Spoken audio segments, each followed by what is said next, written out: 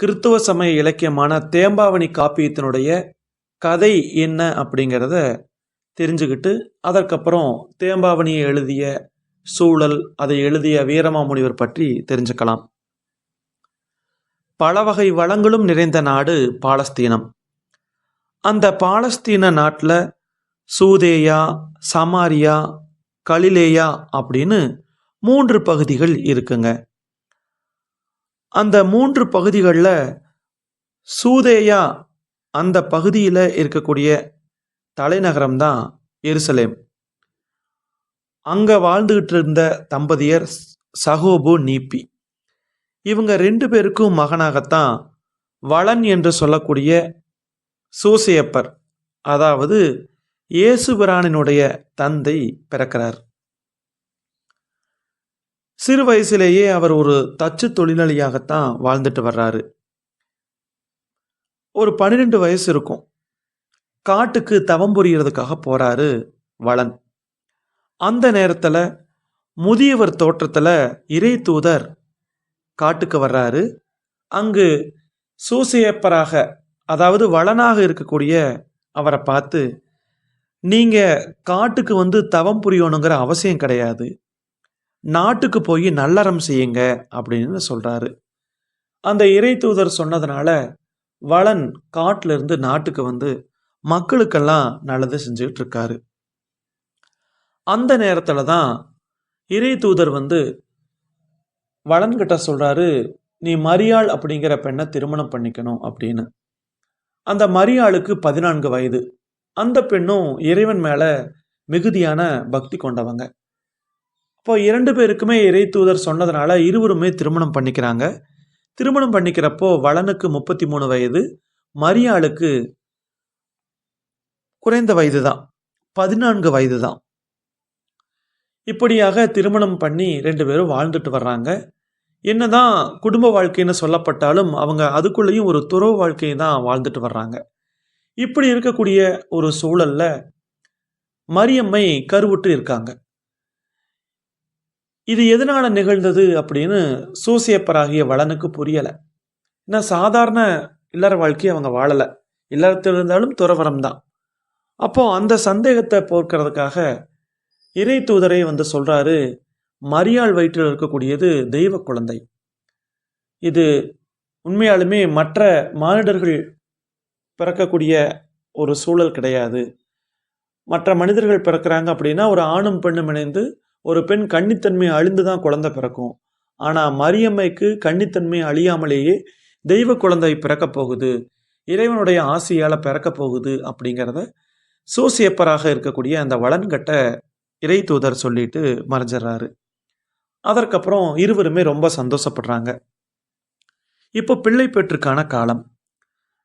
அதே நேரத்தில் அரசாங்க ஆணைப்படி குடிக்கணக்கு கொடுக்கணும், வரி கொடுக்கறதுக்காக வளன் மரியாளோட சேர்ந்து பெத்லகமுக்கு வர்றாரு. அங்கே நகரத்தில் தங்கிறதுக்கே இடம் இல்லாமல் ஒரு குகையில் தங்கி இருக்கிறாரு. அங்கே தான் மரியம்மை இறைமகனாக இருக்கக்கூடிய இயேசுபிரானை பெற்றெடுக்கிறாங்க. அந்த இயேசுபிரானை வணங்குவதற்காக எத்தனையோ இறை தூதர்கள் வந்து போகிறதா சொல்கிறாங்க. அதற்கப்புறமா அந்த நாட்டில் இருக்கக்கூடிய அரசன் ஏரோதன் அப்படிங்கிறவர் இயேசுபிரான் பிறந்திருக்கிறார், அவர் தான் இனிமேல் நாட்டையே ஆளப்போறாரு அப்படிங்கிற மாதிரி தெரிஞ்சுக்கிட்டு குழந்தையை கொள்றதுக்கு திட்டமிடுறாரு.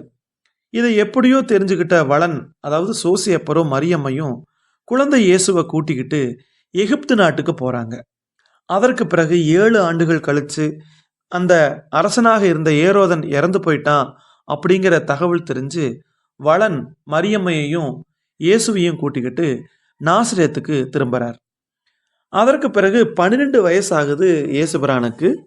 அப்போது எருசலேம் நகரத்துக்கு திருவிழாவுக்காக வளனும் மரியம்மையும் அந்த பிள்ளையை கூட்டிகிட்டு போகிறாங்க. கொஞ்ச நேரத்தில் அந்த திருவிழா கூட்டத்தில் குழந்தை காணாமல் போயிருச்சு. 2 பேரும் பரிதவிச்சு போயிடுறாங்க. அந்த நேரத்தில் தான் தெரியுது, இயேசுநாதர் அங்கே இருக்கக்கூடிய ஒரு திருக்கோயிலில் வேதத்தினுடைய உண்மைகள், அதாவது மறை உண்மைகளை எல்லாம் எடுத்து சொல்லிட்டு இருக்காங்க. அதுக்கப்புறம் வருங்காலத்தில் திருமறை வளரும் வகையும் இயேசு எடுத்து சொல்லிட்டு இருக்காரு. இதை தன்னுடைய தந்தையாக இருந்த வளனுக்கும் அந்த கூட்டத்திலிருந்து எடுத்து சொன்னதாக தந்தைக்கு மகன் உபதேசம் செய்தது அப்படின்னு சைவ இலக்கியத்தில் வரும். சிவனுக்கு முருகன் உபதேசம் செய்ததா, அது மாதிரியே இயேசுநாதர் வளனுக்கு உபதேசம் செய்ததாக சொல்றாங்க. அதற்கப்புறம் வளன் தனது 52ஆம் வயதுல நோய்வாய்ப்பட்டு அதற்கு பிறகு 8 ஆண்டுகள் கழித்து இறந்து ஒரு நல்ல நிலையை அடைஞ்சதா சொல்றாங்க. அதன் பிறகு இறைமகனாக இருந்த இயேசு அப்புறம் பிற்காலத்துல சில தீய சக்திகளினுடைய தலையீட்டால சிலுவையில் அறையப்பட்டு இறந்து உயிர் தெழும்போது அவர் வளனையும், அதாவது தன்னுடைய தந்தையாகிய வளன் என்று சொல்லக்கூடிய சூசியப்பரையும் வானுலகத்திற்கு அழைத்து சென்றார் அப்படின்னு ஒரு செய்தி சொல்றாங்க. அப்படி வானுலகத்துக்கு சென்ற போது இறைவன் வளனுக்கு மணிமுடி சூட்டி வரம் தந்ததாகவும் ஒரு செய்தி சொல்லப்படுதுங்க. அதன் பிறகு மண்ணுலகத்துல ரோமை வேந்தன் லெயுபோலது வியன்னா மாநகரில் அந்த வளனுக்கு திருவுருவ மண்டபம் அமைத்து விழா நடத்தினதா ஒரு செய்தி சொல்றாங்க. வையகமும் வானகமும் வாழ்த்த வரம் பெற்ற ஒரு சான்றோனாக வளன் விளங்கியதை இங்க நம்ம பார்க்க முடியுது. அப்போ அந்த தேம்பாவணி காப்பியத்தினுடைய பாட்டுடை தலைவன் யார் அப்படின்னு பார்க்குறப்போ சோசியப்பர், அதாவது இயேசுவனுடைய தந்தையாக இருந்த சோசியப்பர் தான் வளன் என்ற பெயர்ல சொல்லப்படுறாரு. அவர் தான் இந்த தேம்பாவணி காப்பியத்தினுடைய தலைமகன் என்று சொல்றாங்க. சரிங்க, இப்போ இந்த தேம்பாவணி காப்பியத்தை எழுதின வீரமாமுனிவரை பத்தி நம்ம தெரிஞ்சுக்கலாம். வீரமாமுனிவர் இத்தாலிய நாட்டு வெனிசு மாநிலத்தின் மாந்துவாவை சார்ந்த காஸ்திகிலியோன் அப்படிங்கிற சிற்றூர்ல கண்டோல்பா பெஸ்கி எலிசபெத் அம்மையாருக்கு 1680 நவம்பர் மாதம் 8ஆம் நாள் மகனாக பிறந்தார். இந்த வீரமாமுனிவருடைய உண்மையான பேர் கான்ஸ்டாண்டியூஸ் ஜோசப் பெஸ்கி அப்படிங்கிறதான்.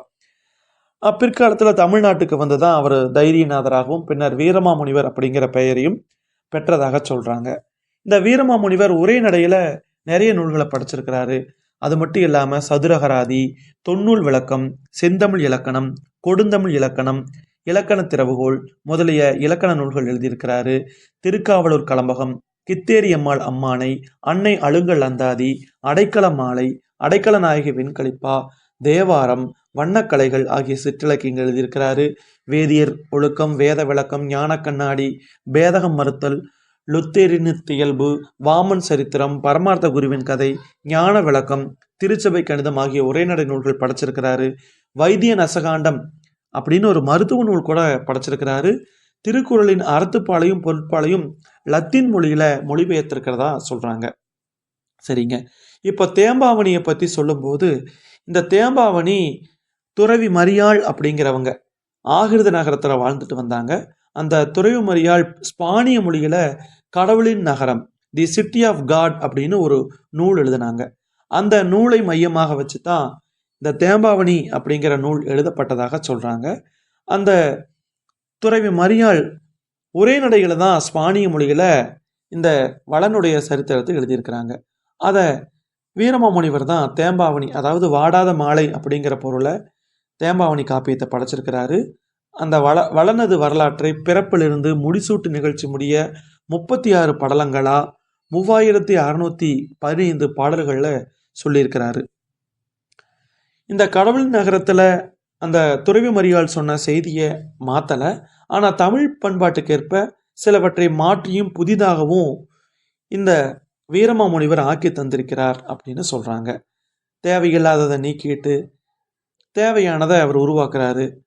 அப்படி உருவாக்கும் போது நாட்டுப்படலமும் நகரப்படலமும் தமிழ் மரபுக்கேற்ப வீரமாமுனிவர் ஆக்கி தந்திருக்கிறார் அப்படிங்கிற செய்தியும் இங்க சொல்றாங்க.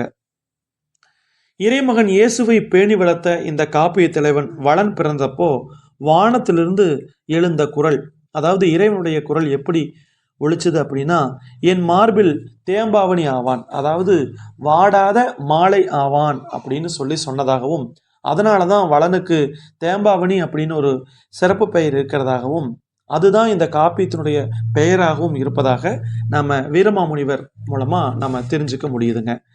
இந்த வீரமாமுனிவரை பற்றி இன்னும் சொல்லும்போது தமிழ் எழுத்துலையும் நிறைய சீர்திருத்தங்களை எல்லாம் அவர் கொண்டு வந்திருக்கிறாரு.